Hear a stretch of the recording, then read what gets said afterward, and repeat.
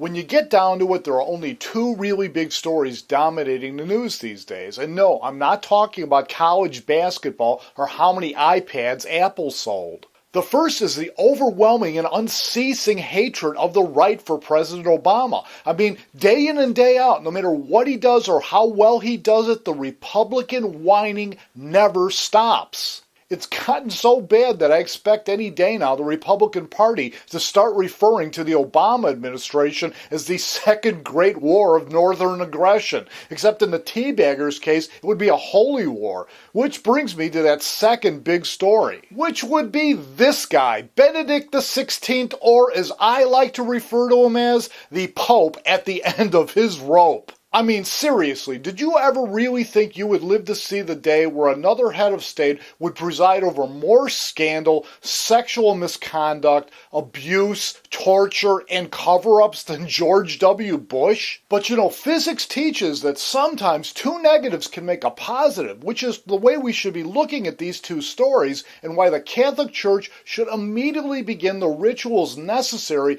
to remove Benedict from office and to install President Obama as Pope Barack I. Think it's crazy? Well, let's not forget that this is a black guy who got elected President of the United States and then won a Nobel Prize within 12 months of each other. And then he turned around and resurrected healthcare reform from the dead and got it signed into law. And if that doesn't qualify him for sainthood, it should at least make him competent enough to run an organization which is only slightly less shaken up these days than Haiti. And as for all the conservatives out there, well, yeah, sure, their heads will be exploding over Fox News and, until finally they calm down and realize that maybe this was just a sign from God and that Obama was actually the Antichrist ushering in the rapture, which is what all these guys are waiting for. And then finally they'd have to admit that Obama had done something that they liked.